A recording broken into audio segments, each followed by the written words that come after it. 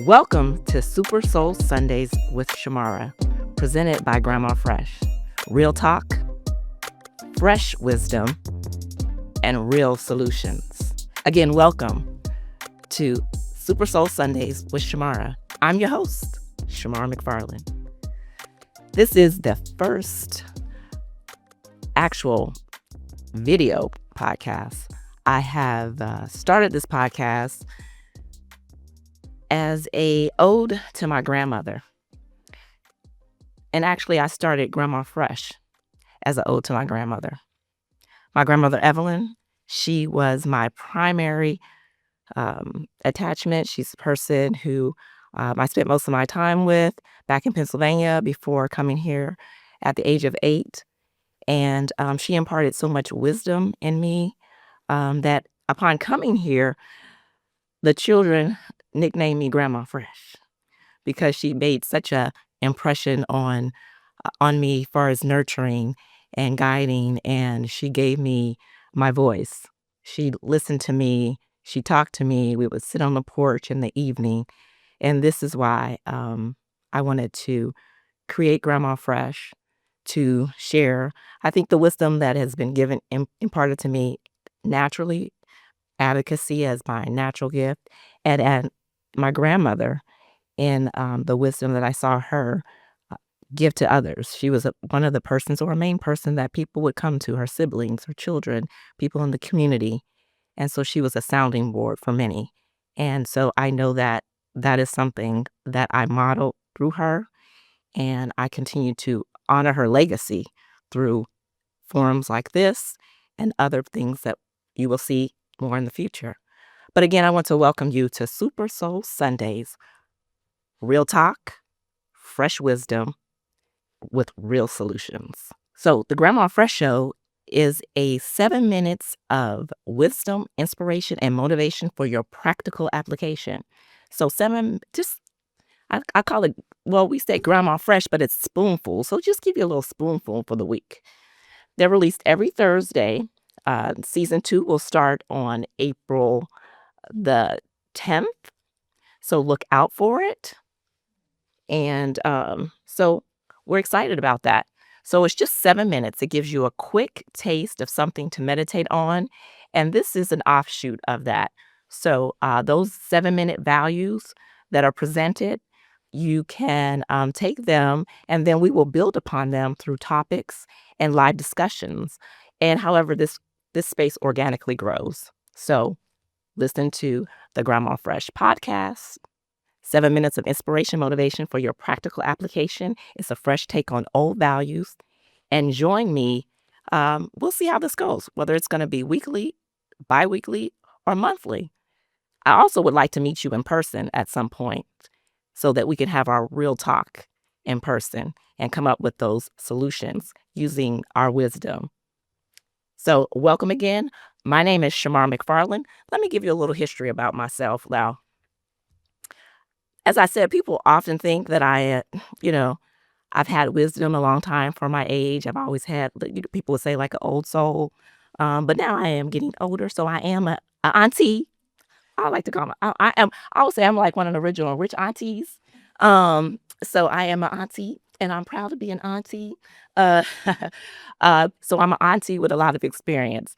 I have an undergraduate degree in psychology, double majored in Black studies. I have a master's degree in forensic psychology and a Juris Doctorate. I'm a doctor of the law. So we're gonna include all those things. I have experience as a SA advocate, undergraduate. I was assistant facilitator for premarital. I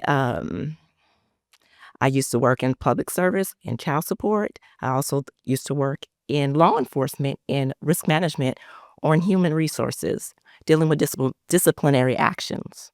So, and I'm a believer, first and foremost. So we're going to incorporate all that into our practical application of things, our wisdom, our knowledge, our skills, and how we put those into action through advocacy. I also do want to mention that advocacy and activism they're slightly different. Sometimes they overlap, but we're going to get into that too. That activism is kind of like where you see people protesting and doing different things to quickly draw attention to an issue, whereas advocacy deals with policy, procedures, and changing the systems and the structures and laws and lobbying. So we're going to talk about advocacy, and sometimes they overlap, such as when you have a strike at your job where they want you to picket. Um, so that's where advocacy and activism kind of overlap in ways. So that's my background. I welcome you to this space. We're going to get into what is a safe space, because we're seeing that word used, but I wanted to introduce you to myself so that you can get to know me, because I later also want to get to know you through your comments, through your calls, through your emails, and eventually in person. So I thank you for joining me again. This is Super Soul Sundays presented by Grandma Fresh, real talk, fresh wisdom, and real solutions. Thank you. Amazing job. That's amazing. Before we move on to the next one, I'd like you to mention when season 2 is coming out again. Okay. It's a slight stutter on the. Yeah, because of date. Okay, let me. This we have the day by saying why. Yes. Yeah. So Did I have the date right? Would I say Yeah, you just like April 10th, right? It's just like a little bit of stutter on that line. 4 a.m. Eastern, 7 a.m. Pacific Coast Time. PST, Pacific Coast. On all platforms. It's on the same.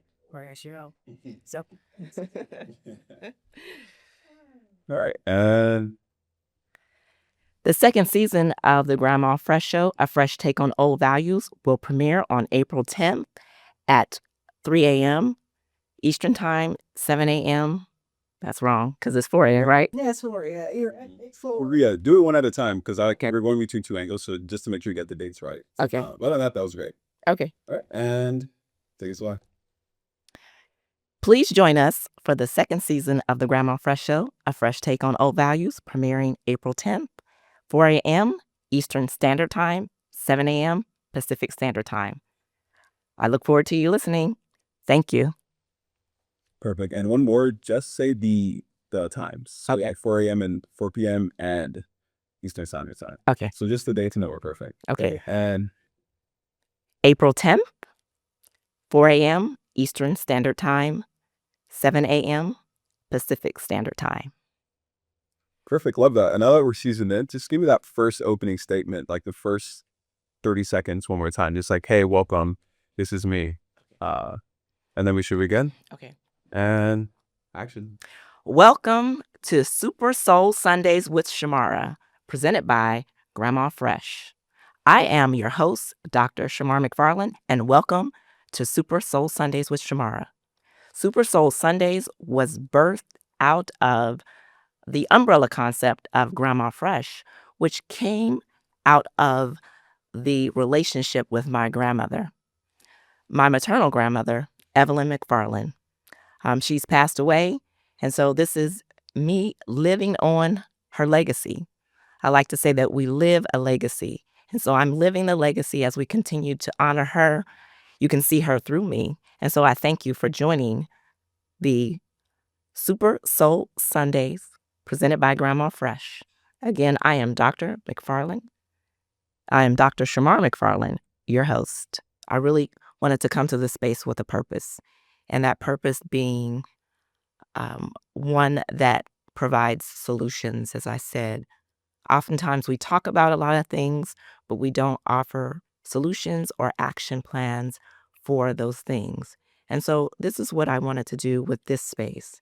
And so when thinking about coming to this space, I thought, what do I really want to talk about? What is very pressing on my heart, pressing on my spirit. I'm an empath, so it is the heart of people and emotions that I feel of people and the needs of people that sometimes I can't even explain or express. So I wanted to make sure that when I came to this space, I came to this space intentionally. I came to the space with purpose, and I bring my heart to the space and my action and my boldness. I would say my Holy Ghost boldness to the space, my fearlessness. I didn't find out until I was about 21 what my name means. You know, a lot of SH names they think are made up, Shaniqua, Shamika, you know, no shame, no shade. But I found out that my name means battle ready warrior in Arabic. And as an advocate, finding that out, it only empowered me more to have an understanding of who God created me to be, even when I didn't know as a until 21 what that name meant, but the burden, the urges that that was in me that he gave me to advocate for those who I felt didn't have the same advantages or weren't being listened to. And so I recognized that it is a privilege and it's not a burden. It's a burden when I don't say anything. And so that's why I'm here at this point. Really, I guess in part, not by choice, but by force a little bit. The Lord's like, you better get on the business at hand. So that's why I'm here. And so one of the major areas that came to my attention to deal with is the topic of SA. As I stated before, I was at SA crisis intervention advocate. I also went to the hospital for those who had called law enforcement and they wanted to report it. So I was a person who would go there and sit with them while they told their story to the detectives and they went through their grape exam. And well, whatever that entailed, I was there as an independent person to be a support to them. And so when I enter the space, we know that there's so much talk, so many civil lawsuits, criminal lawsuits. If you watch Law and Crime or anything, there are a lot of teachers, male and female, um, pastors, coaches. I watch cases from all over the country, and I see that vulnerable people are being violated in that way, whether it be adults or children or adults coming out now talking about their story and the need for action. So I looked at this as I look at many things as using a gap analysis. This is one like a corporate kind of. I come from I was a manager in HR and things. So a gap analysis. Where's the problem and where do we want to be? Where's the gap? How do we bridge that gap? So in seeing so many places and spaces where children, adults even, are being violated, I wanted to come to offer real solutions to that. Because people are vulnerable in just about every space, whether it be family, with friends, associates, coaches, teachers, clergy. It's just the spaces that we think should be safe when we entrust our children or when we go to them because we're seeking, spiritual guidance or relationship with God. And that vulnerability is taken advantage of is something that is a great concern to me. So that's why I started out. Well, I was actually led to this topic. It's something that has been near dear to me, but it's something that I knew that I needed to add my voice and solutions to and not just engage, but to ignite. Repeat after me. Ignite. I know you can. I know you repeating after me. Let's say ignite. I want us to ignite action. I want us to ignite change individually, collectively. Now, I'm not talking to go out, be no lone soldier or no vigilante. I'm not asking you to do that. But I am asking us to start to get in the mindset that we have to take care of ourselves. We have to take care of communities in educating one another. Let me give my disclaimer because I think I may have forgotten that this is for educational purposes. It's to help to empower people. There'll be a little entertainment, but it's my opinion. So don't come after me. But it is my opinion. And so want us to be ignited for change, empowered to change, to be warriors and be ready to change. I think the climate is set for it. and we don't have to be victims. That's why they don't call people who have experienced SA, they call them survivors. We were not allowed to call them victims. We call them survivors because they are survivors. But I would like to say that because of the word and the God I serve, that we are overcomers. So we are going to even move from survivors to overcomers. Can I get an amen? Amen. So in that, we will start out with a guest. I'll move on with my guest. But first, let me talk about what a safe space is.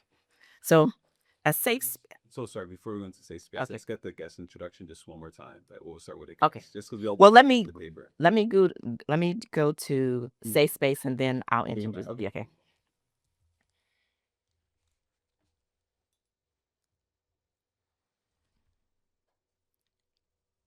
So let me talk about what a safe space is, or a safe place. A safe space or a safe place.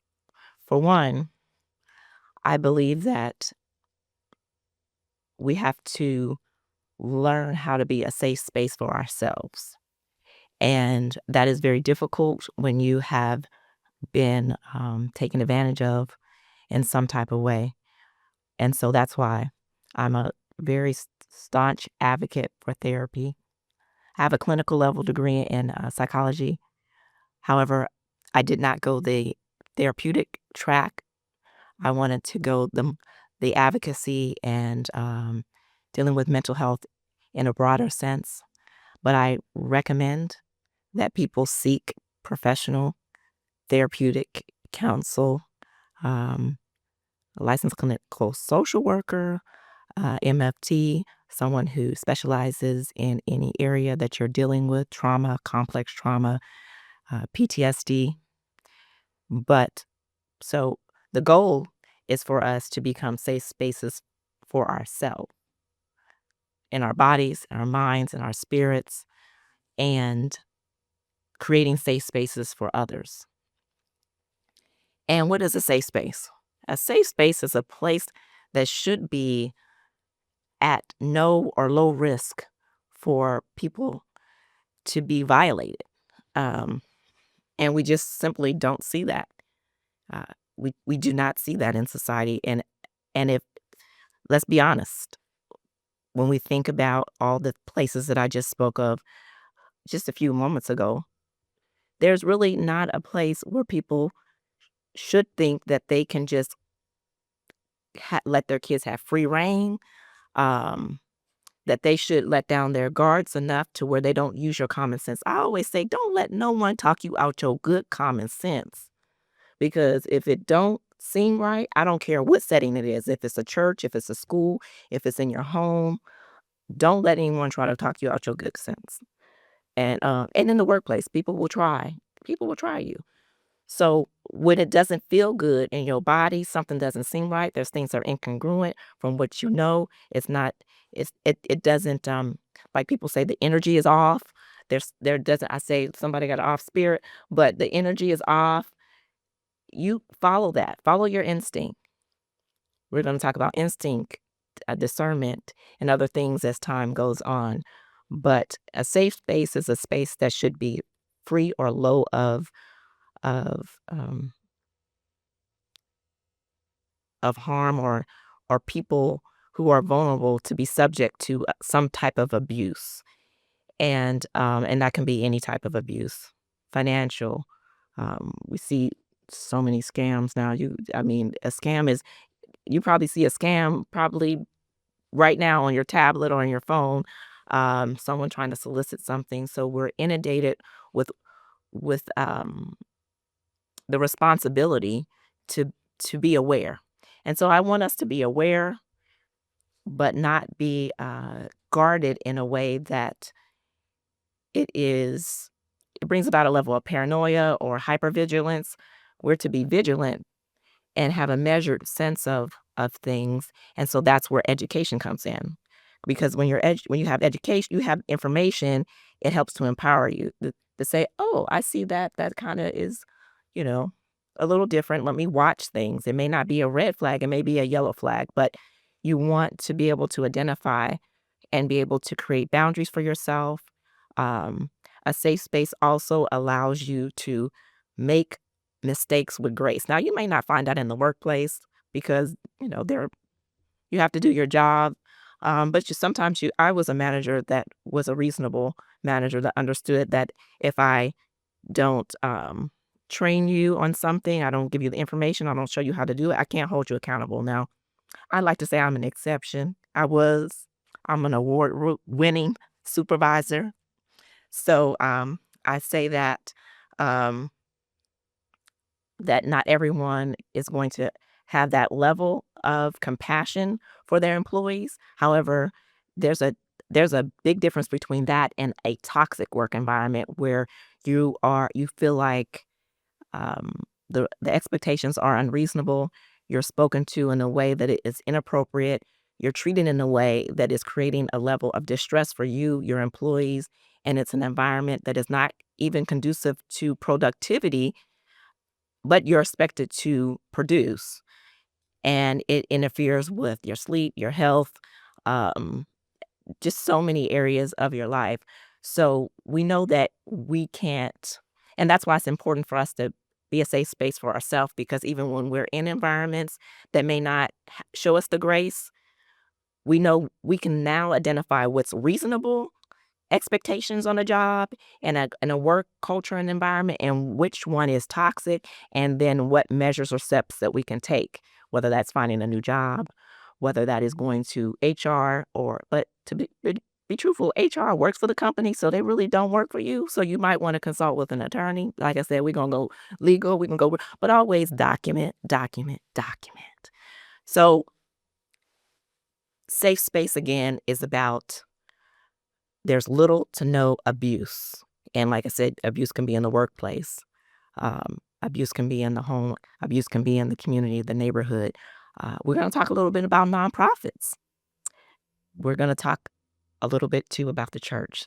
So we're going to help one another become a safe space within so that we can model that and create it for others. And then we can identify when there isn't a safe space and then be able to take action.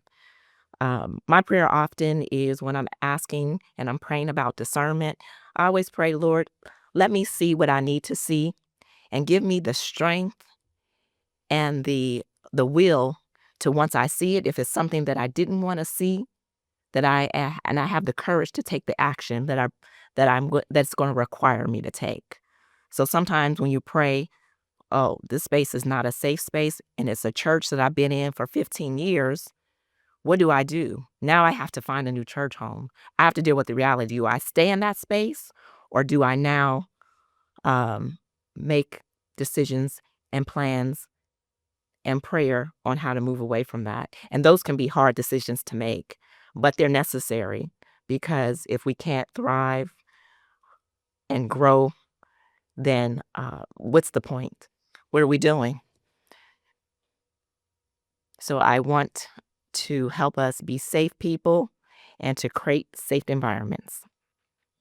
Now I'm going to introduce you to my guest, Janelle Dotson.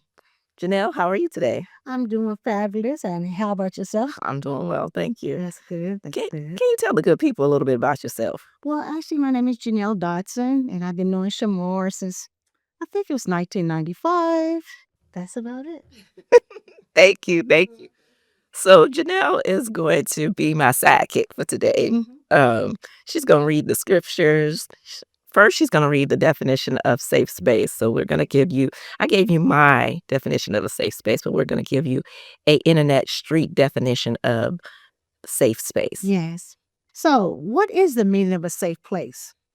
A safe place generally means an environment in which a person or category of people can feel confident that they will not be exposed to discrimination, criticism, harassment of any kind, other emotions, or any physical harm. So in that definition, thank you. She's an excellent reader. Can we give her a hand? She's just an excellent reader. She come from the church, when they tell you read, and she know how to read and enunciate the words so that we can all get an understanding. So in that definition, again, it touches upon this discrimination. As I talked about in the workplace, discrimination can be a big factor of where you can be unsafe or it can be toxic.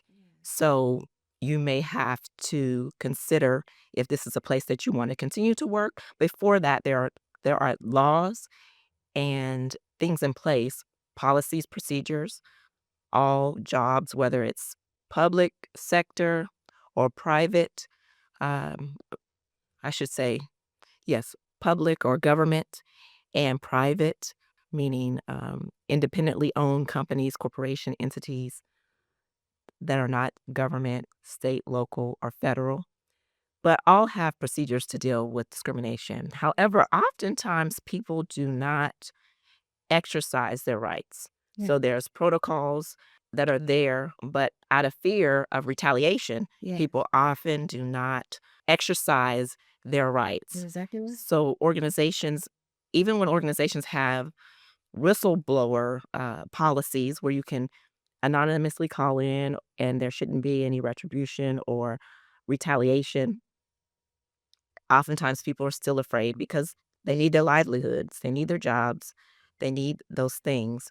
So in knowing that, finding places and spaces, something that you may want to consider doing is researching their policies. When they ask you, do you have any questions, you may want to ask just generally about the work environment or engage in some way, if it's possible, observe the environment to see different things about the environment and whether people are seemingly content. I won't say that necessarily people are skipping through the daisies at work, but if they're content. And so that's one area that is, what was the other? What was one of the other things? No. What was the other part of the definition? Discrimination. You can go back to the definition real quick for me. So it says free of discrimination, harassment, Criticism or any other emotional or physical harm. Right. So definitely emotional is, as I was stating before, about an environment that causes or triggers anxiety, or you feel like you're walking on eggshells, you can't do anything right, or that there's always going to be negative feedback and unrealistic expectations or deadlines. Deadlines are part of the job, but unrealistic expectations might consistently. We know there's emergencies. You can't get away from them. And so it requires you to respond in a very short time frame. But when it's consistent and there's no support, there's an overload, there is no avenue to get relief, and it's just a constant, uh, a constant heightened kind of, Get it done, get it done. yeah, How do you heard yeah, that? a heightened kind of constant, just on top of you, on your back. Yes, yes. And I know that people are just kind of conditioned to these kind of work environments. However, I think it's one of the reasons why we have so much anxiety. The trend of people having generalized anxiety, self-medicating without even going to a professional, and just trying to manage it themselves. Another term of white knuckling it, just kind of like, okay, I know I have this, but I don't really know what to do. So just trying to figure out on the internet by themselves. Let me do breathing techniques. Breathing techniques are good. They help you manage in the moment, but they don't get to the root of the issue and help you process through through it. Yeah, the root cause. The root of it prior to the experience. So when you're in the experience, you're trying to reduce or lessen the experience, the impact or how you feel. You want to get your emotions down. But when you look at it holistically and you look at it long term, you want to get to the root of it and have a plan of action to either to eliminate the anxiety altogether if it's not something that's clinical and biological. So you want to check that out with a, a medical physician and a mental health professional. Yes. And you may need medication.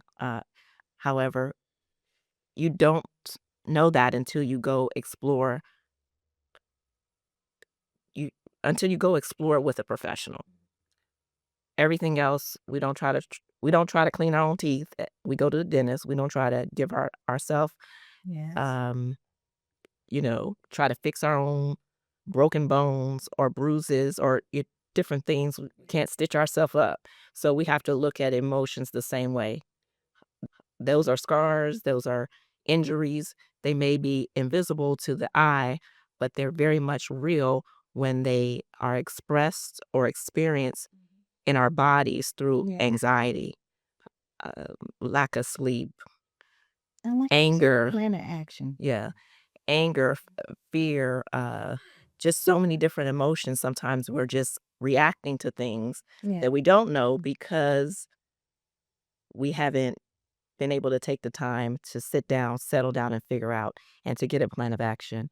When you start to recognize your triggers. A therapist can help you recognize the things that trigger you or activate you. And then when you start to see yourself getting in those spaces, then you know how to self-soothe, Oh, okay. how to manage your emotions better. But if you're just going from one, you're in an anxious situation, you may use some techniques and then you're out and you just move on and then you're blindsided by another one, maybe 2 days later, 3 days later, or however amount of time between, anxiety, your anxiety flares up and you don't have a plan to try to manage your day better, to organize things so that you reduce the frequency and the duration. Oh, okay. So managing it in the moment is important, but reducing the frequency and the duration or eliminating them is a possibility depending on the severity of anxiety or other things. But a mental health professional can help you sort those things out. So that's why it's important. So thank you for reading You're welcome. the internet's definition as well. And so what we're going to get into today when we talk about essay and is a particular area that I think when we talk about safe spaces, essay is something I think that the internet just loves to talk about, or they love to call everybody. What is that? Do you know what that is? Yes. The internet loves to talk about and call everybody a narcissist. I said, if I hear them call somebody else a narcissist, as a person who has studied, I'd say you're using it incorrectly. And it's that everybody is if someone says something you don't like, then they're a narcissist. Yeah. Exactly. Oh my gosh, that is so true. It's a personality disorder. It's a cluster B personality disorder.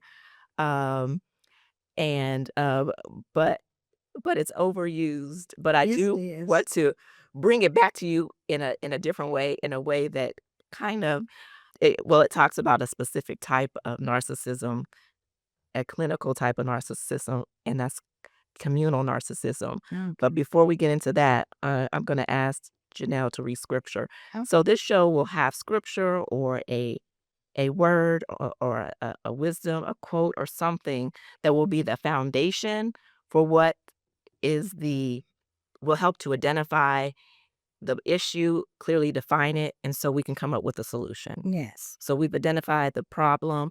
We're going to talk about a specific area that is a problem. And so we're going to drill down further than just the broad term of narcissism and the overuse of it, but a specific type, what it looks like, the core traits, the definition, examples, red flags, and enablers. Oh yes, That's a big area that Yes. people often don't talk about. Exactly. And protecting oneself and institutions. So I'm going to ask Janelle to read the scripture. Okay. And the scripture that she will read, first she will read Matthew 7, verses 14 through 16. All right. Okay, and that'll be in the NIV version. Well, amen. New International Version. And it reads as follows. But small is the gate, and narrow is the road that leads to life, and only a few find it. Watch out for the false prophets. They come to you in sheep's clothing, but inward they are ferocious wolves. Okay, now. All right. Ferocious wolves. And in verse 16 it says, by their fruit you will recognize them. Key word, by the fruit you will recognize them. Do people pick grapes from thorn bush or figs from thistles? And that's verse 16. Thank you. Yeah. You know, she's a professional scripture reader. She's had decades. How many? I won't go into that. How many decades? But she's a professional reader. You know, the old school was like read. Yep. Yeah. You So she was young. You know. So she is.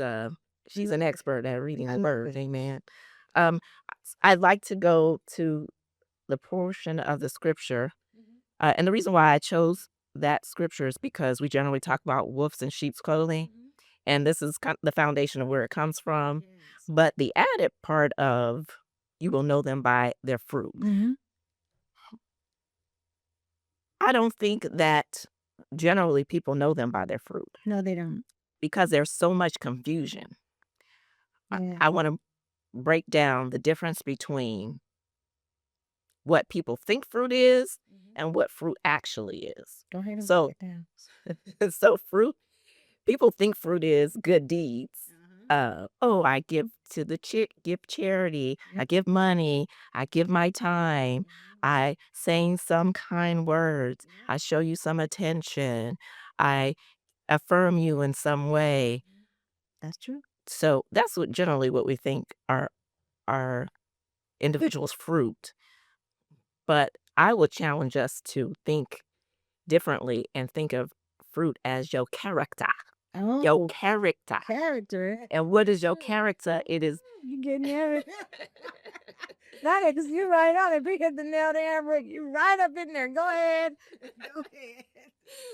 your character is who you are when no one is looking, or who you are when you think you can get away with things, because people project an image of themselves through good deeds, but behind them, or they are wolves, as you said. And what you say, they are ferocious. And y'all done come and you're like, you don't even know it. You're like, what's going on? So you don't know, because they're coming as a sheep, as someone. They're kind, nice. They appear benevolent, Yes. giving, Mhm. good-hearted, Exactly. You getting it? sincere. But in essence, that is not their character. No. Not All of not that all. is a part of their scheme, their scam to manipulate. Yes. Whoop, say it again. To do Their scheme and scam to manipulate. manipulate. What you talking about? Don't go now. You going up in the church, are you? It seems like it's master manipulators, but we're not going to discuss that's another topic. We'll say that for later. Hallelujah. But yeah, so we are joking, but it is so true Yes. that it is a sense of a projected, and it's I wouldn't even say projected. It's crafted. Yes. It's strategic. It's intentional, and it's deliberate. Yes, deliberate. And we have to really be truthful. I think the community, churches, all those places have to be, because coaches, teachers, we think of them as serving and loving children, Yeah. those in spiritual leadership, that they care about their congregants, their flock, their sheep. However, we know that there are false prophets, and they are wolves in sheep's clothing. Yeah, what's really going on? What you really want? What's the underlying message? Yes, and oftentimes we hear the other thing we hear on the internet streets, if you are a Christian or a believer, is touch not my anointed and do my prophet no harm. As soon as you start to challenge something, yes, you start to challenge, then people want to bring that scripture up. But Yes. let us pray and discern whether that person is a false prophet or a real prophet, or again, so are we looking at the good deeds that we think they're benevolent giving, or are we looking at the character that we don't want to examine? As I remember, as I said before, when things are brought to our attention, are we going to pray and ask to see if we what we need to do with it? Do we need to inspect it? Do we need to ask? Do we need to investigate, pray about it, ask things to be revealed? Yeah. And are we going to just go with the what we think are the good deeds and not examine and look for proof of what is the real fruit and the character of the person? Yes. And so I think that's the difficulty that we're having in so many spaces. I think that's the difficulty that continues to make people, children, and adults vulnerable Yeah. to wolves in sheep's clothing. Not a safe place. Yes. So what's So that prayer again, Shamar, that you said that you pray? Ask God to give you. ask God to uh, reveal to me the things that I need to be revealed. Okay. If it's positive or negative, but particularly if it's something that I'm questioning, my intuition, I'm thinking that there's something not right about something. I'm asking the Lord to reveal it to me, give me insight, Insight. and allow me the ability to accept what I see, what I tell, the receipts. I get the receipts. What do I do with the receipts? Yeah. And give me the courage to do what I need to do with those The receipts. courage. If I need to take action, if I need to leave, if I need to report it, if I need to, whatever I need to do, give me the courage Yes. and the wisdom and That find the would be a people big to prayer. get those things done. Because when there's that incongruency in what I thought something was and what it actually is, Yes. then it's a conflict. Mhm. So people avoid the conflict within themselves. A lot of people don't like conflict with others, Yes. but a lot of times people avoid things with conflict with themselves because it will require them to make a decision. So we want Change. and make a change. Change is hard. Change is hard for most people, Yeah. but as they also say, where the rubber meets the road, when you see it, you have to make choices. When you and acknowledging it, then it gives you a responsibility. It gives you a responsibility oftentimes to yourself and to others. Now, would you say God's bringing it to their attention to do something? Well, I would say, because everyone's not a Christian, so Yes, if okay. however it comes to your attention. Uh-huh. So, believe it or not, you have an intuition or information comes across your path. Investigate, Yes. ask questions, Yes. and find out what it is. If there's an inconsistency in what you thought something was and what it actually is, Okay. do your research, do the investigation, Yes. watch, observe, find out, inquire. Don't just go along to get along. Ask some questions, because the life you may say may be your own or someone that you know. And so when we don't say things in spaces that we see in other people or someone else's child, I don't know, that person may not be safe, but I'm just going to make sure they're not around my kid. Well, that's a good thing, but also you may want to let someone else know that you have a concern or you've seen this. We don't want people falsely accusing people. However, if you're a mandate reporter, you can report things, but it's not up to you to do the investigation. It's just that you may have an idea of something, then the investigation is done by the appropriate people. So that's what we're going to talk about at the end, the action plans that we can take individually and communally. So let's go on to the second scripture, which is 2 Corinthians chapter 11, verses 13 through 15. Okay. It says, "For such people are false apostles, deceitful workers, masquerading as apostles of Christ. And no wonder, for Satan himself masquerade as an angel of light. It is not surprising then if his servant also masquerades as a servant of righteousness. Their end will be what their actions deserve," and that is the NIV version. Thank you. So that builds on to what I was saying about um, a projected or crafted image, Yes. the masquerade, the mask, Yes. and it's a whole The song. it's a whole Smoke screen. yeah. What's really behind it? How are you really? Yes, it is. Thank you for filling in those words for me. So it's a whole production. Yes. Where when I think of masquerade, I think of theater, Yes. and so it's a whole production and how they live their life. Yes, playing a role. And we see it because now we see, and I'll use the church as an example. We see these mega churches with all these theatrics and all these, things to draw people in, and it could be a place of people masquerading. And I'm not calling out any particular Yes. place or space, but all places and spaces are worth prayer, discernment, or investigation, and observing and doing your due diligence. Yes. If you're, no matter faith or not, do your due diligence. Yes, due diligence. Due Very diligence important. is absolutely necessary Um, wherever you go. It's a responsibility when you are when you're going to spend your time. We spend a lot of time at work. We spend a lot of time in community. Yeah. We spend a lot of time in our churches. So, in our homes, and so we need to invest and do our due diligence Yeah. to determine and discern whether that's a safe space for you, your children. It's a safe space to invest your time, your money, your vulnerability, Yes, a safe place. your emotional security, in that it fosters an environment that doesn't impede or stifle or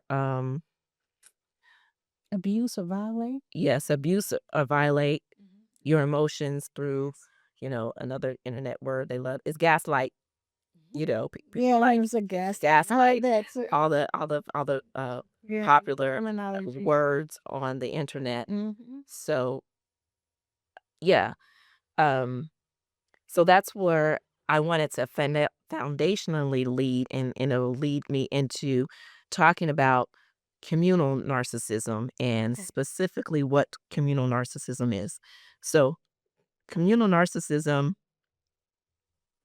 the definition is a form of narcissism where individuals sees themselves as especially nurturing, morally superior, or altruistic, and seek admiration for these traits. And so again, that's a part of the masquerade. That's a part Yes. of the the the projected image, the image of I am a good person. I'm on this moral high ground. I'm nurturing. I have special skills to nurture that you don't have and that others don't have. And I come as an angel of light with my benevolence and my goodness. And I want to just say real quick as well that um,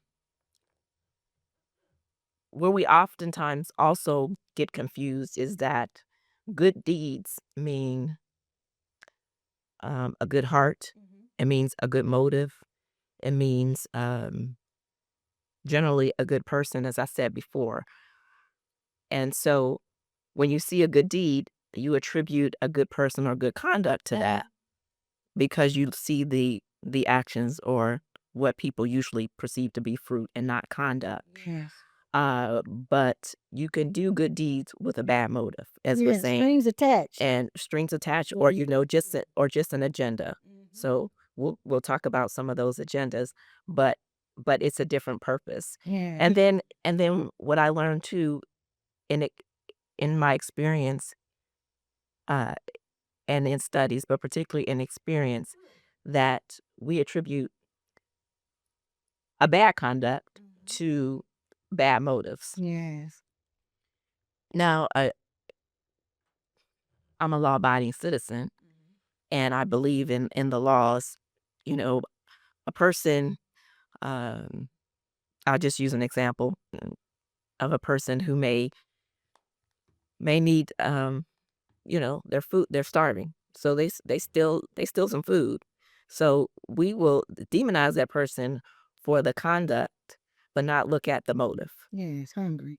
And so, and then we don't look at the whole issue of why they're hungry, why there's this high level of homelessness, how things, community systems, discrimination, institutional racism impacts a lot of different things. So we attribute them stealing some food to them being a bad person. And that's not the And case. that's and then that their motives were bad. The motives could be I'm hungry. Yes. like I said, there's, you know, laws are people are dealt with accordingly, but that's why prosecutors also have discretion in what they pursue in prosecution, because they look at the totality of the circumstance.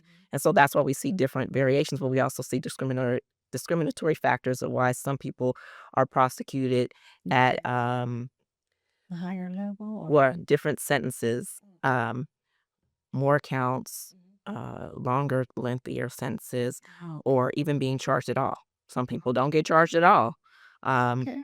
So, and that favors some people of different communities, and sometimes it doesn't favor certain people.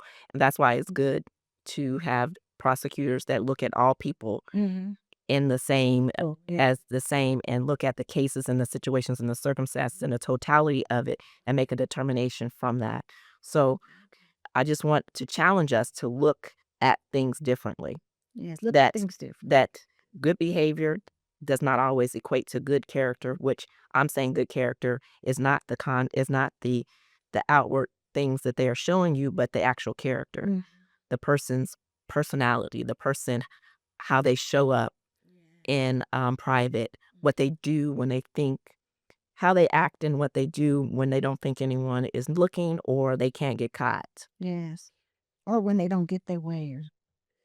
Yeah, well, most of the time they're trying to not be found out, because that will stop whatever they're trying to do, whether they're trying to get money, um, um, you know, some type of physical, actual contact of some sort, or whatever it is.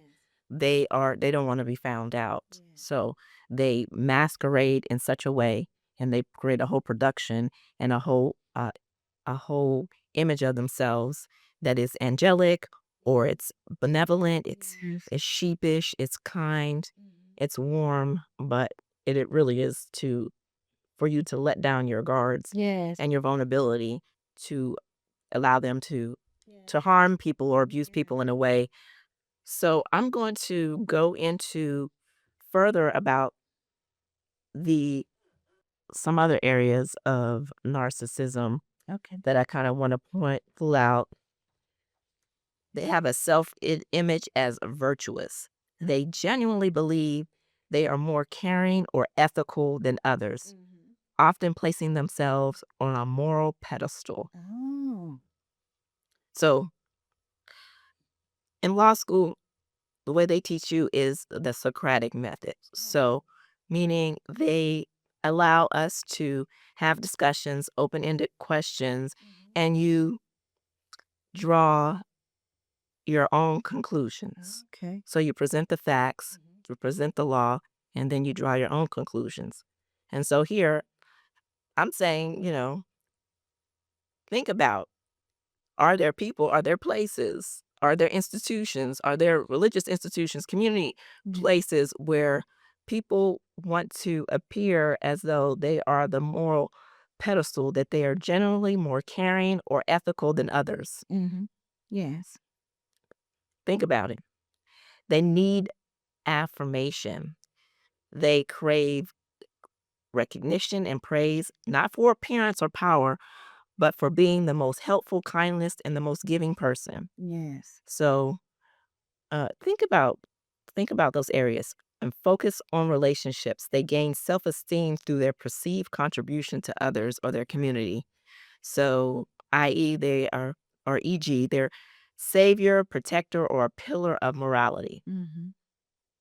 Virtue signaling. Now, this is something that I had learned in the internet or the YouTube streets over the last few years. Okay. Virtue signaling. They may walk excessively about their They may talk. Excuse me. They may talk excessively about their contributions or sacrifice, seeking validation or admiration. So, if I'm always telling you, you know, I I gave this amount of money. Um, I went here and I did this for these people. I did that. That's virtue signaling. You instead of letting your actions speak for itself, you are encouraging the affirmation. Oh, Janelle, That's so nice. you're such a great person. You're doing all those great things. Mhm. You just So you're doing them, you're saying feeding the poor. yes, and you want to and you want to make sure you get your photo ops. Yeah. That's one thing. A lot of photo ops, a lot of, I want to get accolades. I want to get scroll from the city. I want to get all these certificates, Mhm. and you want to. So those in and of itself is not the issue. It's the excess of it Mhm. and the lack of balance, Oh. and the heightened superiority of others. High So superiority. Okay. yes. Yes. So, we all do things. We've all served in the church. We all gotten different things. However, if that is your pursuit, the motivation is to pursue those things to be seen a certain way. Yes. If you're motivated to serve because you care about people, if you're motivated to do things for differently, that's why I said motivation is important. Yes. The key. Yeah. It is important.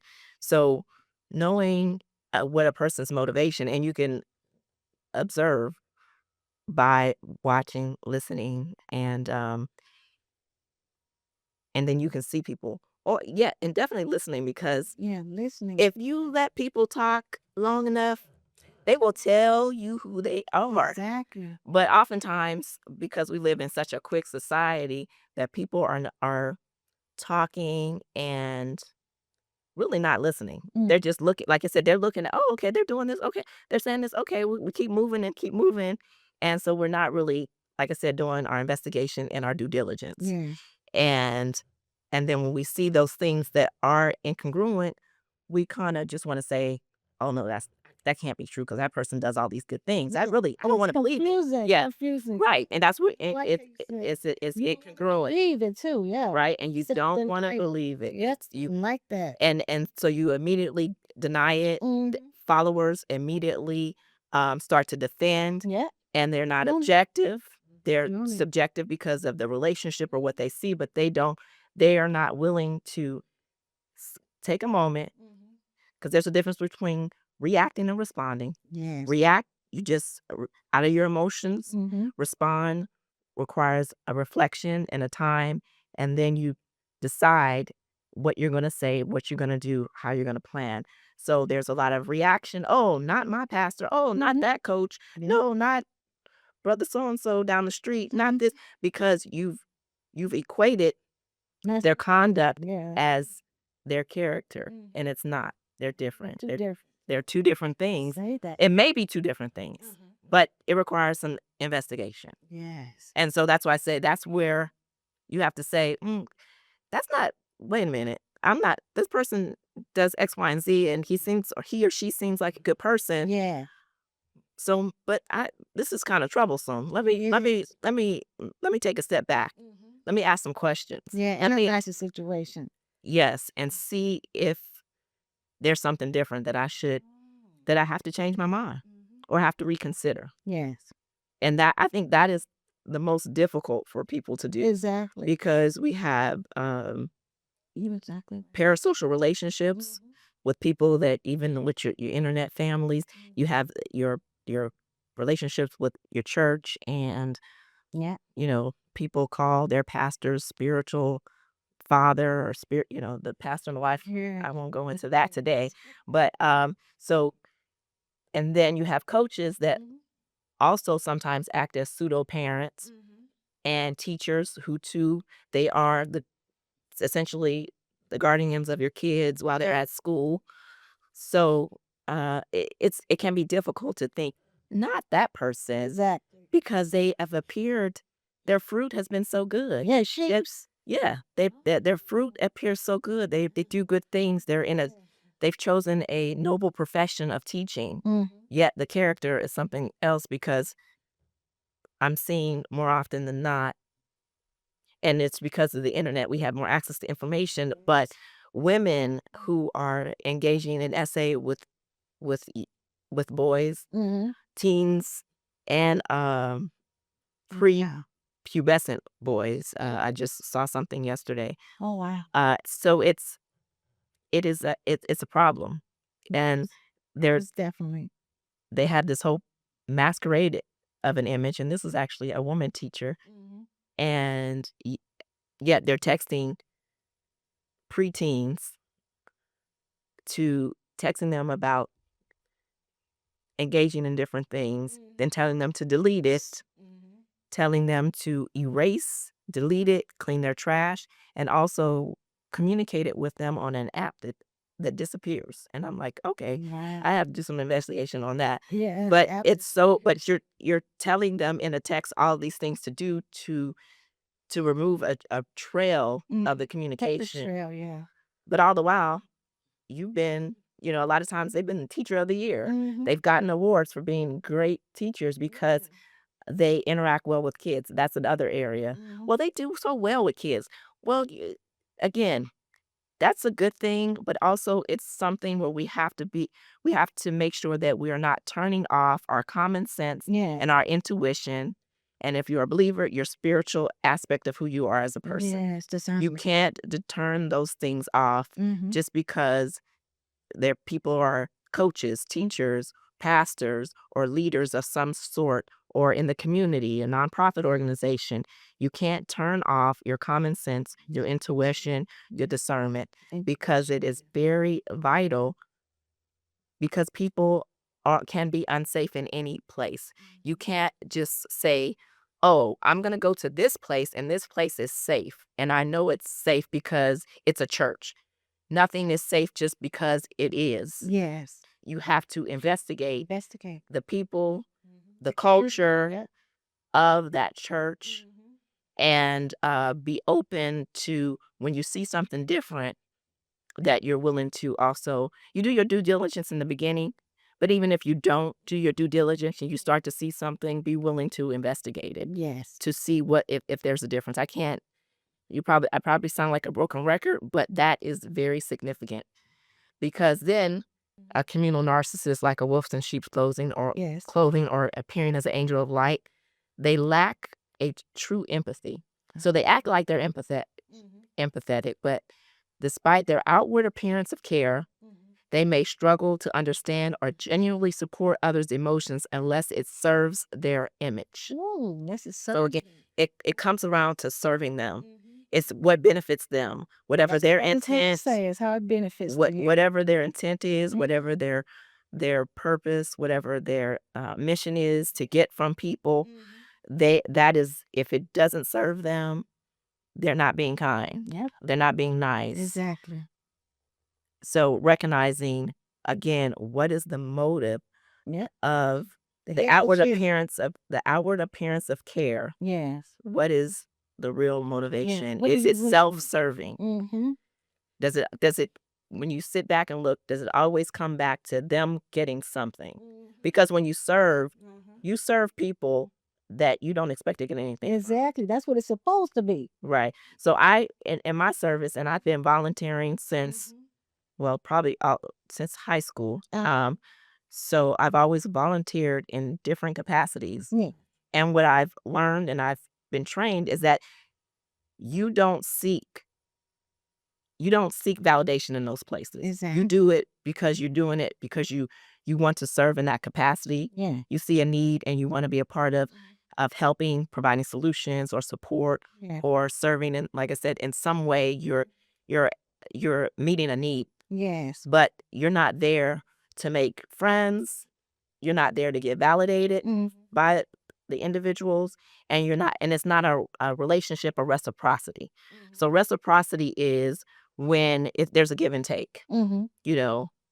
When you're in a friendship, you support each other, you share, you bounce off ideas, you come and support them on their podcast, you come and support people here, you do different things. Yeah. And so you have those things that come about, there's an exchange of information, ideas, support through different life events. But when you serve people, you don't have those expectations. Yes, exactly. And so when you see people who have that expectation, whether they want something from the individual, they can benefit, or they want recognition for their service, like, they want to make sure that someone recognizes it immediately, or they get access to people to get something from them. So again, it's self-serving. Yep, self-serving. And that care is not genuine. No, no. Not at all. Not genuine. And manipulation behind kindness. Oh, yes. That's a So hot topic. the acts of kindness may come from strings attached, guilt tripping, or to be used to control others. So you want to control others to get what you want. So the kindness has strings attached, and I think you might have mentioned that, or it's a personal benefit to them, but it's definitely there's strings attached to the service. It's like in an office when a person is harassing a person, um, actually harassing them. There is a quid pro quo. Uh, you give me this for that. I'll give you a bonus or I'll give you favors. You can come to work late, but you have to engage with me in an actual way. And so that is, and if that's the strings attached. Um, and as far as guilt tripping, let me see. An example of guilt tripping would be, I was really nice to you. I let you come in to work late, or I told someone that you could do this job. So what are you gonna do for me? Can you do this for me? Can you do that for me? If you didn't, you should feel. They want you to feel bad, and they want you to feel like you owe them something. And so that's a nature of guilt tripping. Yeah. And they use control or to be used to control others. So in particular to SA, it's about power and control. The crux of it is about power and control, exerting power of control in one of the most, I would say, if not the most egregious way, because in being a SA advocate, what is described is that people in that moment don't feel like, oh, I'm just going to be violated, which is horrible. Yeah. They feel like not going to be here because they don't know what's going on. They don't know, someone is exerting control over them in such a way, overpowering them. Yeah. And so people go into flight, freeze, or faint, or feign. I think I'm getting those right. But if not, y'all correct me in the chat. I'm sure you will.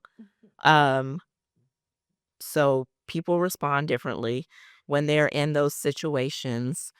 Uh, I remember one time when I was a sexual assault advocate, and I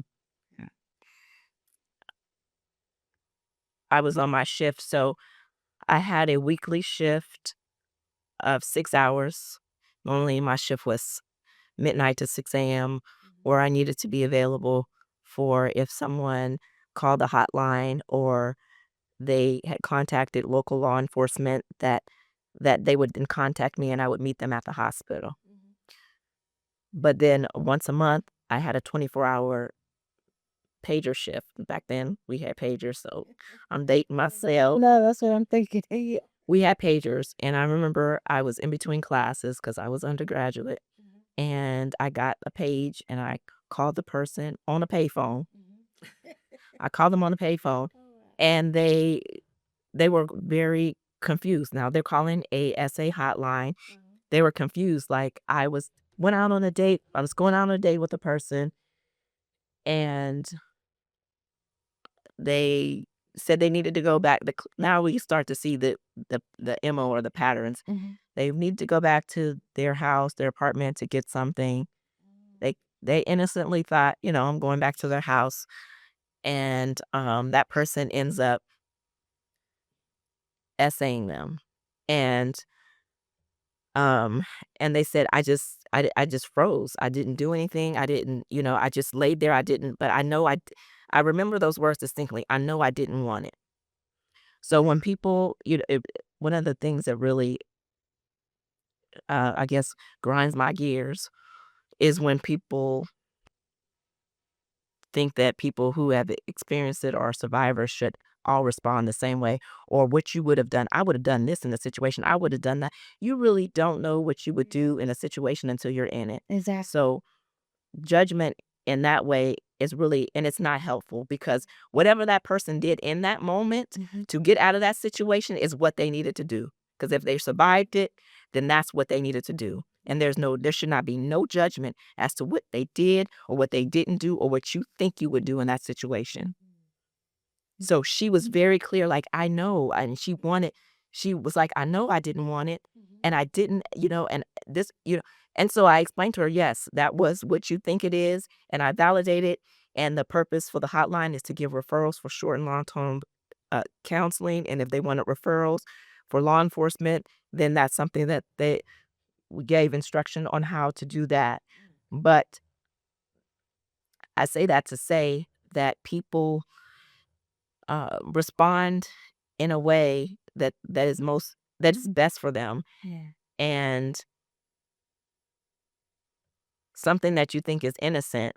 Oh, I just, you seem like genuinely a nice person. Yeah. Acquaintances and is one of the highest incidents. So I think it's about 70 to 80% of rapes are acquaintance, somebody that you know, friend, family, someone that you're familiar with, or you're going on a date with, or something like that. So it can be the boogeyman in the bushes, but oftentimes it's not. And that's why I say that we should be vigilant, not hyper vigilant, but we should be aware and use safety precautions when, going out on dates, meeting people in in in public places, not letting people know your address, in dating. Someone asked me, oh, they were trying to love bomb me. Yeah. And, oh, and I wouldn't tell them where I lived. Very good. And they said, oh, I want to send you flowers. And I was like, oh, no, thank you. Because that's another way you're trying to get my address. Yeah. Like, Okay. if I was so if I was so in need of attention or flowers or affirmation from someone else, then I'd like, yeah. But we have to be aware of these little tactics that people try to go around. Even when we have safeguards, we have boundaries, people will still try to test them. And so it's important to create them, but also be able to identify when people are trying to come around Exactly. and then The back way. right, and then looking at some things that appear to be innocent. Oh, I want to go back to my apartment. No, well, whatever it is, you need to leave it, or or I'll sit out in the car, Exactly. or That's what I was or I'll just go home. I'll get an Uber and go home, because it seems like you unorganized, so you don't seem like someone that I'm interested in. And if they don't have an agenda, then they'll probably be okay with it. Yeah. And if they're not, then I say, as they say, rejection is God's protection. So if they don't understand you having a boundary or a concern about something, then they're not the person for you. Yes. They're not the person you should be around. So the kindness can be used as a form of manipulation. And that's something that we don't really talk about. Also, defensiveness to criticism. So criticizing their behavior can provoke strong denial or aggression, or threatens their good person self-image. So criticism, feedback, saying, I didn't like that, or that made me feel some way. That's where true gaslighting comes in. And because they will then attack, deny, they look at you in your face and tell you that your shirt is purple. Your shirt is red when we all know it's purple. And they will seek to convince you Wow. that it is, and why they're right and you're wrong. Oh, wow. They will essentially demand that you believe them. Oh, wow. With the aggressiveness, the defensiveness. I'm always right. I'm good at it. I know colors. I'm not colorblind. Don't you see? Don't you see what I'm saying? So it overrides what you know to be true. And then you're like, now I'm questioning my own sensibilities. Like, well, I know I was in kindergarten is when I learned my colors. But now I'm questioning, do I really know my colors? Yes. Because this person got you thinking, what is, Yes. I can totally red instead of purple, and you wearing it, but they still telling you, and because they are so convincing, and it sounds funny, but it is reality of what people do. And if you start to challenge anything, that conduct that is undisclosed, then they start pulling out their resume. Well, they're this, I'm this, I'm part of the, we see it. I mean, I won't get into no specifics, but we see it now with people are coming out with different things. They're this, they're that. This person is this, they've gotten this, they're recognized, they have a street named after them, they have an honorary doctorate. Please stop giving people honorary doctorates. My little side note, it's not earned. Some of us earned it. And if you earn it, nobody can take it away from you. That's just my little PSA. If you earn it, nobody can take it away from you. Even unfortunately, if you have bad conduct, they can't take it away from you. But if you had the projection of good conduct and you had this whole masquerade, when they get ready, they will take it from you. As we see, they're taking back keys to the city. They taking your name off streets. All the things that they will do if you didn't earn it. But again, those are things that people seek to masquerade and to get honorary doctorate streets. Thank you for and schools and all those things. But that's a part of what we see people doing. So, and then they're seen in helpers and leaders. So common in rules like teachers, religious leaders, counselors, community organizers, where praise for helping others is abundant. So they seek to be, probably should be the better word, helpers and leaders. So, as I said, teachers, religious leaders, counselors, or community organizers. So we also have to investigate the people who call themselves advocates and activists in the community. Like I said, we won't get into a whole lot of names. Okay. I could, but I don't want to do that. Not today. I'll get a little comfortable first. Sounds good. But we do see it in the community. You speak for the community. You are representative of the community, but then you come out, your conduct, you have this image of being a person that speaks for family values, and then we find out that you are cheating on your wife, maybe in a consensual adulterous relationship, or you've been doing something inappropriate with children, or you don't have a relationship with your children, but you claim to be such a great person and an advocate for the community and family values or relationships, but you personally are ratchet or said dropping the ball. no, You said ratchet. okay, make it play. So again, it's worth repeating. Teachers, religious leaders, counselors, community organizers, we should vet people. I think when you don't, even doctors, because we've seen abuse with doctors, thinking because a person holds a title entitles them to not be questioned is ridiculous. Doctors practice, they go to medical school, but they also don't know what's going on with you if they don't ask you questions and you don't feel comfortable asking them questions. And anyone who doesn't want you to ask questions and are defensive, you might want to get another doctor, because you can't build a doctor-patient relationship that allows you, again, the comfortability to let them know what's really going on with you. Would that be like a safe place too, or What? with the doctor? Yes, you want your doctor to be a safe Okay. place. That's good. I hear women talk about,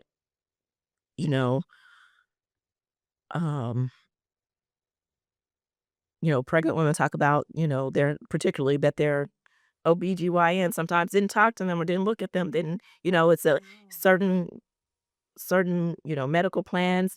It's a 5-minute and they just do your exam or go through a checklist, but they don't really engage you. They don't look, so you want to have those type of professional relationships. No, we're not saying the doctor's going to be your friend, but you want to be comfortable with them, that you can ask questions, that they're willing to answer them, that they're willing to take the time, and if they don't have the answer, that they will get back to you. When I worked in public service, I would also always tell the caseworkers that I managed that customer service is not about telling people what they want to hear, particularly family law. You can't tell people that your court order is what it is. You owe this amount of money and you owe this amount in back child support. And that's what it is unless an audit says differently, Yeah. But I can help you maybe set up a payment plan, do different things to help you manage the debt that you owe or to get the collections of it within the parameters of the policy and the procedure. You can't have it your way. I can't go to that person's house, knock on the door and tell them to give me the money for your child. That's not a part of the policy and procedure. So you can't have it your way, but I'm going to be responsive. I'm going to listen to you and I'm going to try to figure out options. And if I don't have an answer for you, I'm going to tell you, I'm going to call you back. I'm going to call you back this day, maybe around this time. But if I can't give you a time this day, if I don't call you, call me back, but I'm going to call you. And even if I didn't have the answer at the time that I said that I was going to call them, or I instructed the staff to still call them. Yeah. I'm still trying to get the answer from this person. I'm still trying. So that's what customer service is. That's what building relationships and rapport is, being consistent, being reliable, being transparent as much as you can, and honesty, within the framework of a workplace or you're a caseworker or you in a professional setting where you have a client. So those things are vitally important. So the definition of a communal narcissist, again, I'll give a definition. It's a subtype of narcissism where the person's self-worth is tied to their perceived kindness, morality, self-helpness, or community service. But underneath is still a strong need for admiration and control. And usually that is control of others and to be admired by others.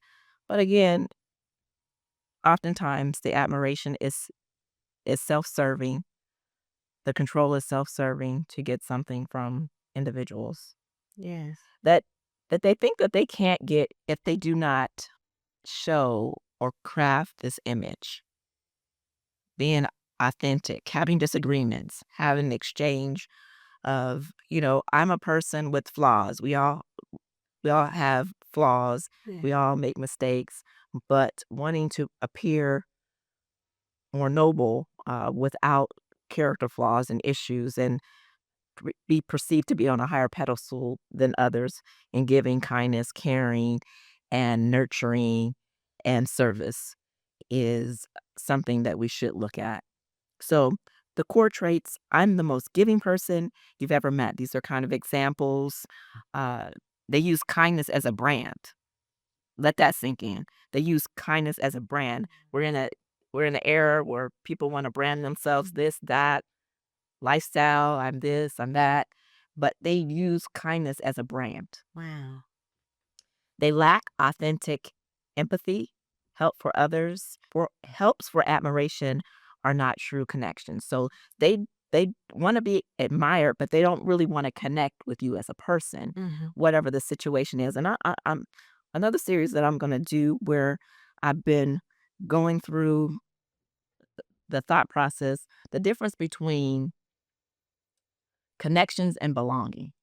Because there's a difference between belonging and connection. So stay tuned. Come back. Let me know in the chat if you want to hear those comparisons and really drill down into a deep conversation about the difference between connections and belonging. Oh, I want to hear it.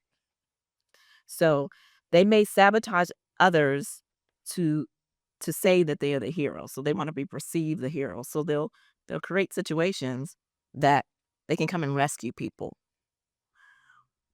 and often lead to religious, educational, where they're often found in religious, educational, and nonprofit spaces. So let that sink in. They're often in religious, educational, or nonprofit areas. Again, we touched upon clergy, those who are licensed in some way or volunteer, and they hold positions, whether paid, licensed, or someone's given them a position, an usher, Yeah. someone that works the altar in a church, someone who's a licensed minister.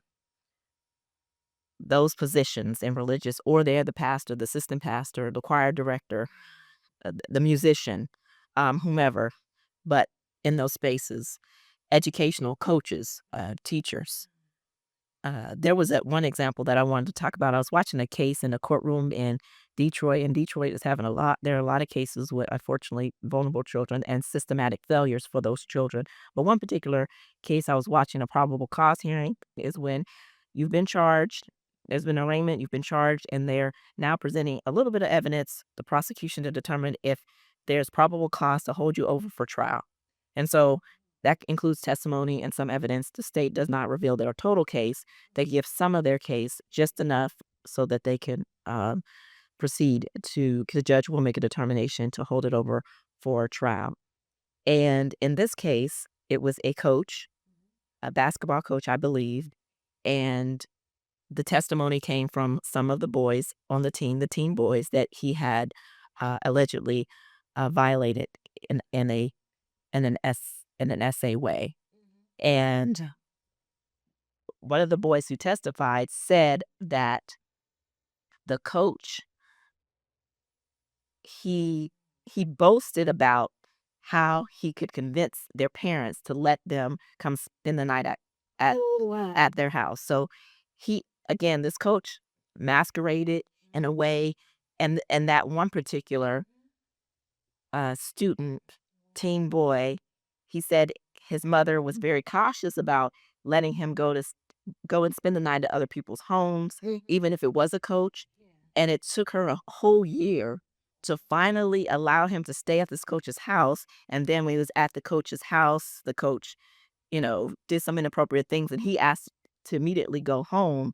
But he was already violated, and he had violated some other students. But he was purposeful, intentional, to convince this woman, even if it took a year, to convince her to let her son come stay at the house. So they are people like that. I would say predators. They are very patient. They're strategic. They take their time. Wow. They learn people. They act like they're building a relationship or a connection.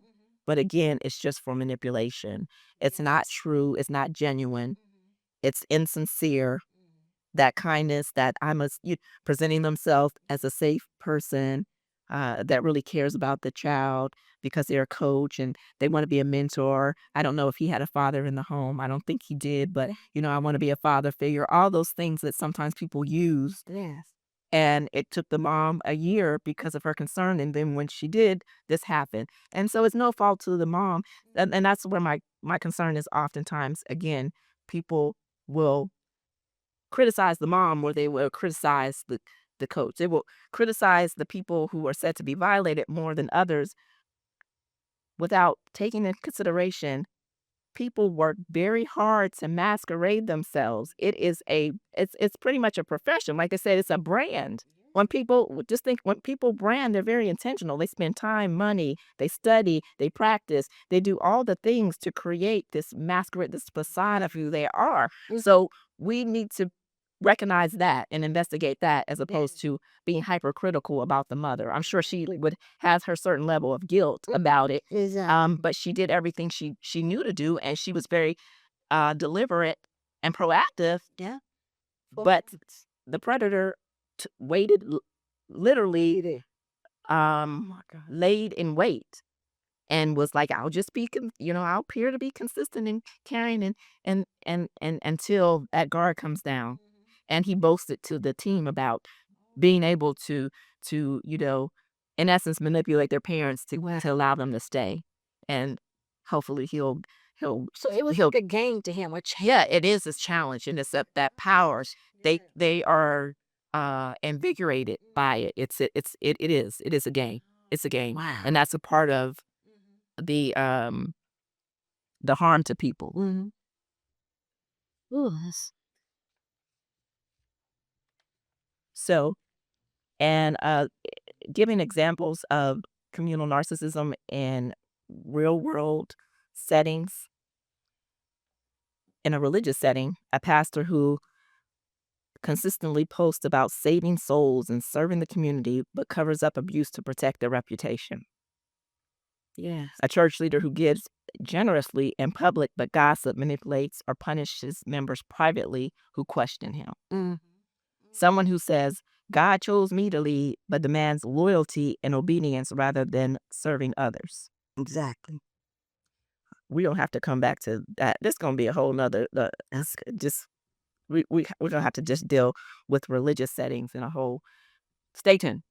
But I'll just say that. Um, Education or youth work. A teacher or mentor praised for dedication, but who crosses boundaries with students and silences concerns. Wow. A coach known for saving at risk youth while emotionally abusing or exploiting their power behind the scenes. There's one thing I'll say about coaches that concern me. Why do we allow coaches to yell and scream at our children? That's a good question. I Like that. you often see them yelling in their faces, screaming. I was in Naval ROTC. I was the commanding officer my senior year, but they would yell at us sometimes. And then one time we said, we're not having it. Then we got a call back and they apologized because we like, that's not appropriate. You're an adult, we're kids. There's no way you should yell at us. But that we tolerate this type of aggression as okay as a way to motivate people instead of evaluating like that is an abusive tendency. Yeah. So, And maybe, we're okay with it because that's what people are conditioned to be okay in their homes. And so if we feel that the only way that people can learn is to yell and scream at them, then we will be okay with it in other places. But that's just one area that I see. Even it could be dance, it could be pageants, it could be sports, but the amount of screaming and yelling and berating is another thing that we should be concerned about as it relates to, and I'm not saying all people do that because I know people say, well, my coach don't do that, but the ones who do, let's be mindful and be aware. yes. And nonprofits are advocacy spaces. So a founder who claims to speak for the voiceless but won't let survivors share their own stories. An activist who bullies others for not doing enough while spotlighting their own work. So sometimes activists, they want to be the only one, they want to be in the front, and they want to take all the credit when things are going good well, but then when you ask them where the money is, Exactly. then they have amnesia, or then it's everybody. Let's ask everybody on the team. No, you wanted to be the center. Let's ask you. You show the receipts. Yes. Show the receipts. So red flags. They have a hero culture. They want to be the beloved figure. Guilt-based loyalty, silencing dissenters. Whistleblowers are gaslit, isolated, or accused of disloyalty.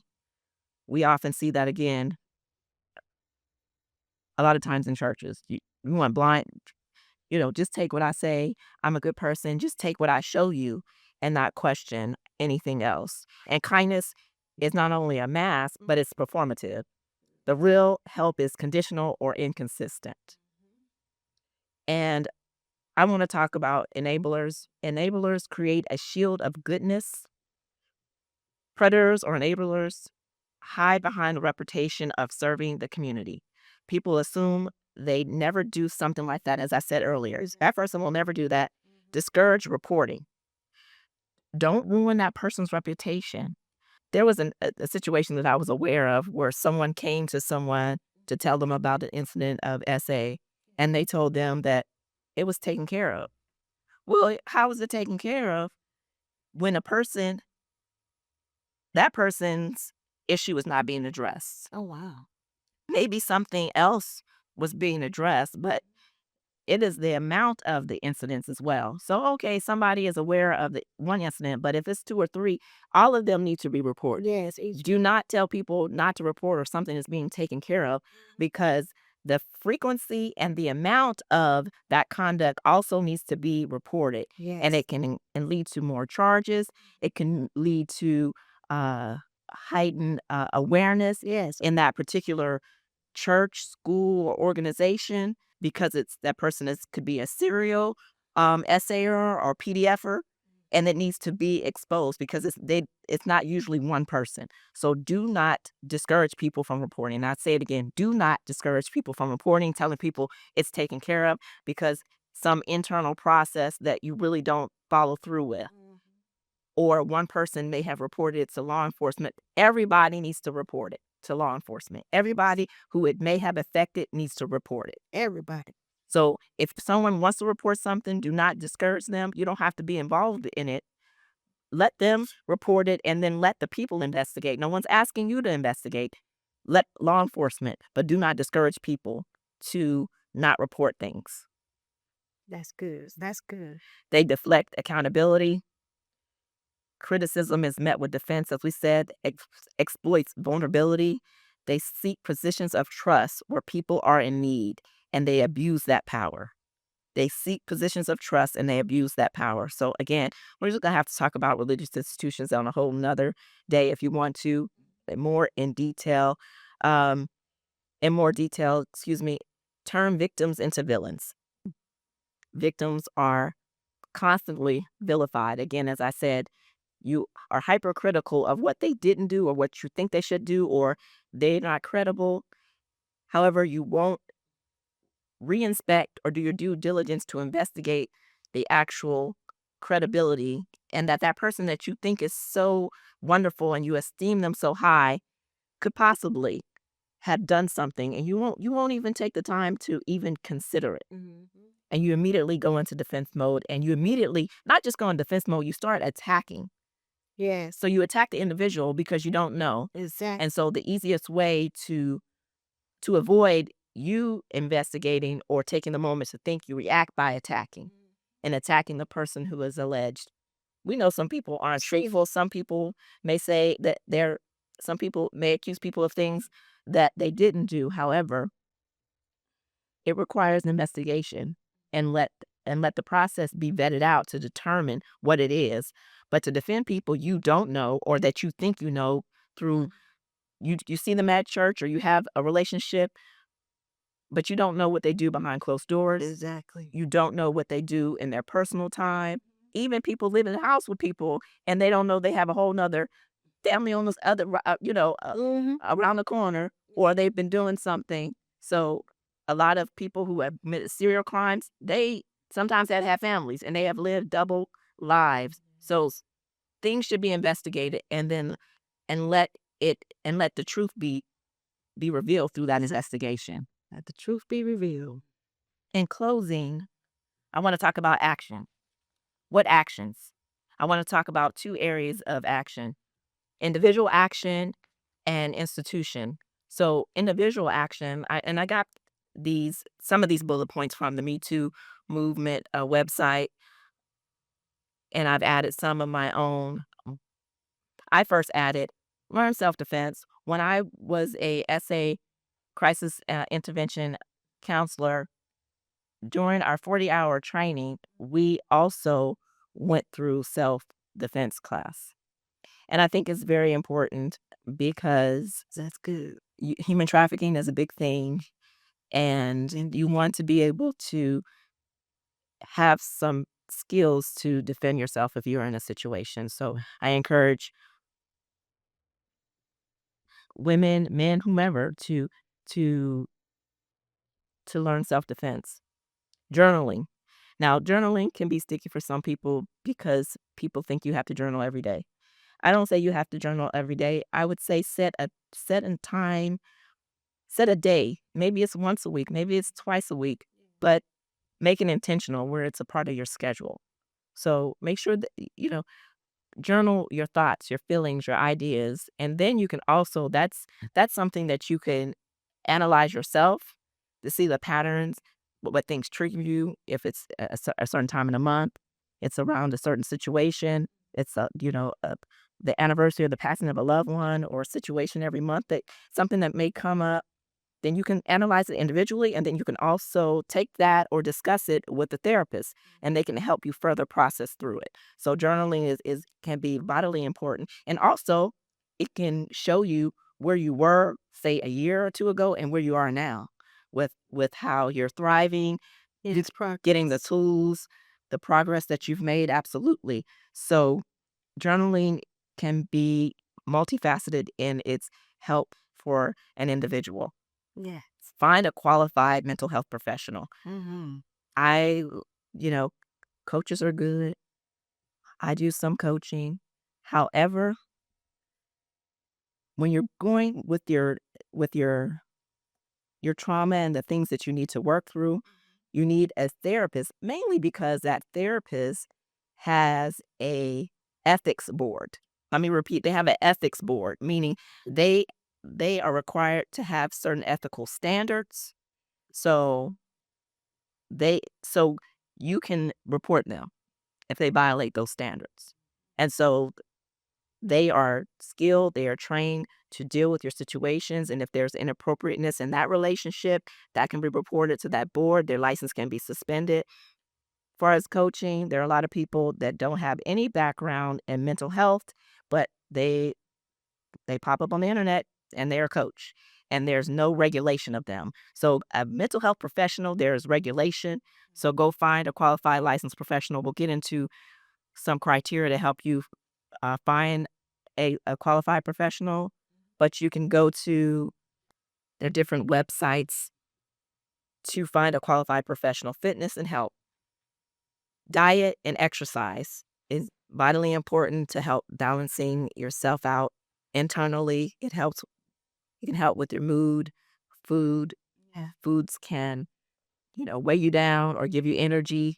Also, getting enough sleep. It's medicine. Finding the exercises that work for you, vigorous exercise, yoga, um, running, there's kickboxing, whatever. You can find ways to exercise. Now you can go to YouTube, and I found a a fitness instructor, and now I'm a member of her online gym, and I have increased my ability to to use weights and strengthening from 5 pounds to 30 pounds in a very short period of time. Wow, that's good. So fitness is very important. Learn to set boundaries. Setting boundaries is important, but first you have to learn to set boundaries. You have to learn why you have poor boundaries in certain areas, and then learn how to set boundaries. It's important to set boundaries and not fences, because boundaries allow you to move them around. They can be penetrated in a healthy way. So you let people in, and then you can also monitor who you let in. You can give, but then you also can receive. Whereas a wall, you can't. You can't give and you can't receive, because it's more permanent. And when we operate in fear, oftentimes, I think when we in one area when I learned that we operate in fear is when we're black and white. It's either all this or all that. And we don't look at the circumstances. As I said, they're either all good or they're not. So we can't distinguish. We see these good service things, giving money, serving the community. So that means they're all good. We can't think in a nuanced sense and critically think and say, let's see if that's consistent with their true character or the nature. That's something that we should investigate. So that black and whiteness is where we see fear come in. It's either that person is all this or the situation is all this, and I don't know how to look at it and then make adjustments. Oh, I see what you're saying. So That fear. see if our decisions are fear-based or they're out of reason and logic. Before I went to therapy years ago, I noticed that it was a safety thing. I needed things to be black and white, because and that it couldn't be like, well, let me investigate, let me see that it changed, because it was a safety issue. I needed to make sure that I was safe, because I hadn't yet learned how to set boundaries with, and so you operate like that with everyone, whereas you set different boundaries with different people. Oh, So you can see people as people, you can see situations as situations. yes. You don't just walk around with a shield up, Okay. and and not a blinder, but a shield. Like, I have to protect myself. I can't, I don't smile. I don't this, I have to. Let me give an example of trying to think of. Is that an introvert or something? No, it's not an introvert. Mm. It's I'm trying to think of a movie. The only movie I can think of would be, and this was a movie years ago, and it's a Gabrielle Union movie. It's called Deliver Me from Eva. She had I remember that. she had sisters. That was funny. She had sisters, and she was the older sister, and they were married, and she wasn't. And so she was very strict. She was like, you know, white glove test. She was very hypercritical of their husband. She was very like robotic and very formal. She didn't she and then so they set her up with a man. They paid him to kind of get her away from them, to get walls down, Yeah. and so that she could, be okay with being vulnerable and loved and receive love. And so she was able to now see a person and care instead of having the strict set of rules, the strict set of rules, and that she applied those rules to everyone. And that's not how you have different relationships with people. So Yes. that's where you have not yet learned how to self-regulate, to understand and identify people who may you're going to let people in and dismount. And work, I talk to them. I say hello. I may choose not to go out to eat with them, but I'm cordial. I talk. I have small talk. Mm. Other people, you may have someone at work you meet and you connect, and you may do little activities. You may become friendly, but you're not required to be that friendly with everyone. So you learn how to set boundaries as opposed to everyone in the workplace. Even in a toxic workplace, there may be a friend that you may be going through the same thing, that you kind of support each other.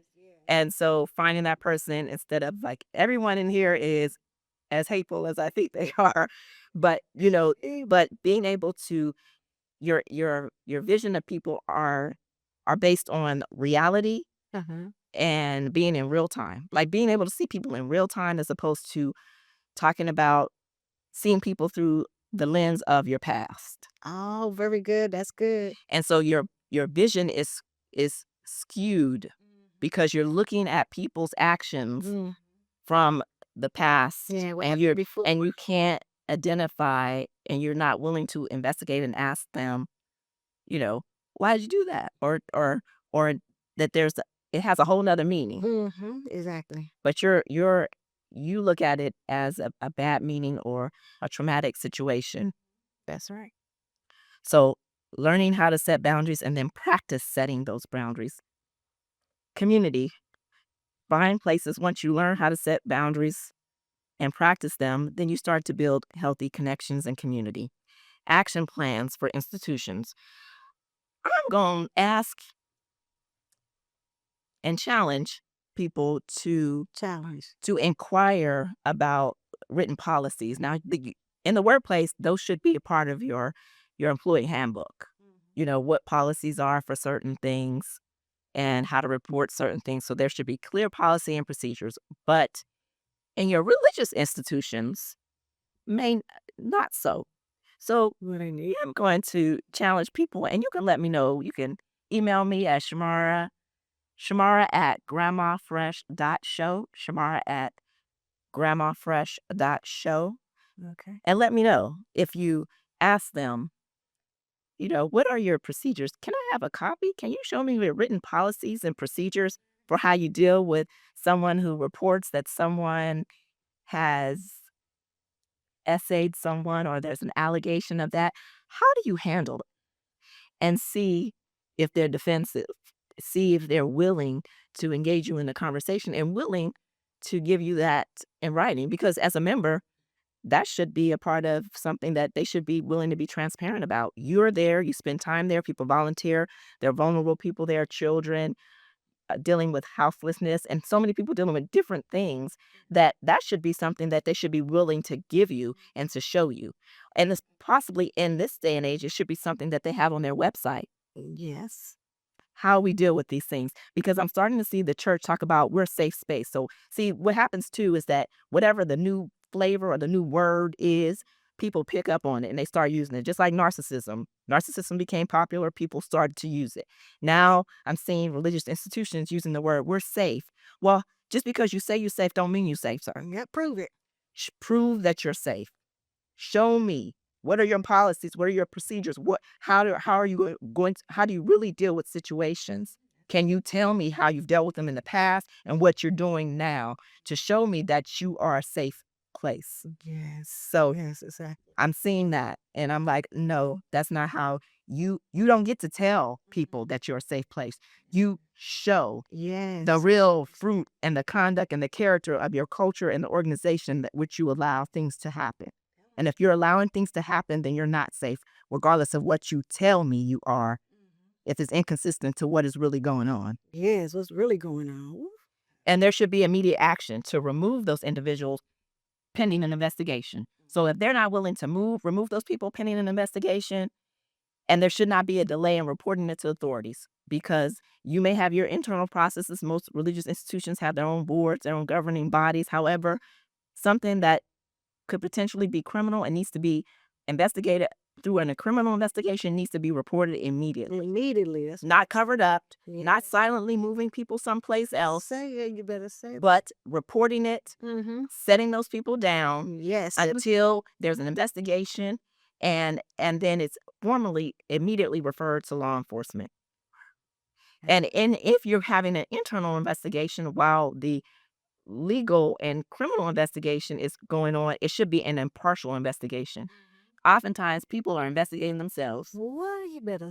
Yes, they are investigating themselves. They get, if it's a job, you go to HR. Who they investigate? You tell them something about the job. Who they investigating them. They're investigating themselves until you go get your own attorney, and the attorney does the work to get the information. You share the documentation that I said, document. Yeah, that's important. And then interview through depositions and other things and subpoenas of documents. Then you get to the truth. But depending on an organization to investigate themselves, if they do not delegate it to an independent investigation outside, then that can be a yellow flag or red flag, because then those people are enabling that culture and they're not trying to change it. Wow. And if the allegations are founded, then there should be a zero tolerance. There should be permanent removal, Zero no tolerance. suspensions for a period of time. They should be permanently removed. That's correct. Because when it comes with essay and my studies and in seeing and actually taking courses that focused on evaluation and treatment of essay offenders, that is very hard to change, if ever. And it takes years, like I said, if ever. One of my professors was a counselor, a doctor who treated essay offenders, court ordered. And we had an essay offender come to our class and talk to us. And he had no remorse. Wow. He had no remorse. No remorse. No remorse. It was just like, it was another part of what other crimes he did, and he did his time, and he figured out how to plea bargain. So Oh my goodness. they will become better at what they do and not necessarily change the behavior. They just become more crafty in general terms. So there should be zero tolerance, particularly when you are an organization that exposes them or they have access to vulnerable people, children, Yes, true. women and children, people, just people who are looking for help, and they're looking for guidance. They're looking for support. They're looking for mentorship, Yes. and there should be a zero tolerance. Zero tolerance. And support survivors, or as I would say it, conquerors. We want people to move from being identified as a victim to a survivor to being an overcomer. Yes, an An overcomer. overcomer. Yes. Because dealing with navigating the aftermath of this can take years. And so finding people that will walk beside that person, Yes. or at least not be a hindrance with negativity. Exactly. If you don't have nothing good to say, just be quiet. And sometimes it's just best to say nothing at all. Oh, exactly. Yes. So as I close with the reflections, I want to just say two things. Well, maybe three. I'm my church. They said this is, it's like, yes, one more minute and it'd be 10 minutes, but really no. But I want to say in closing that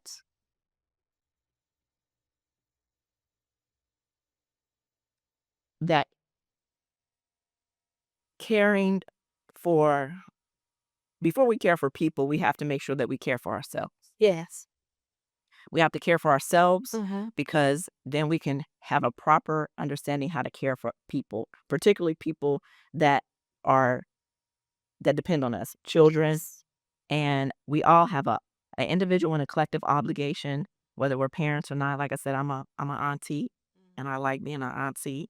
Me too. Um, so That's it's fine. so it is imperative that we, as adults, we do the work on ourselves to be the safe people, create the safe spaces that help those who are vulnerable, whether they're adults or children, in a sincere and authentic way, Yes. and not a way of masquerading as wolves in sheep's clothing, Yes.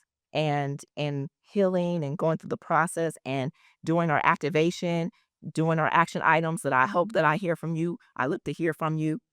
I want to leave you with this. There is I like Nollywood movies.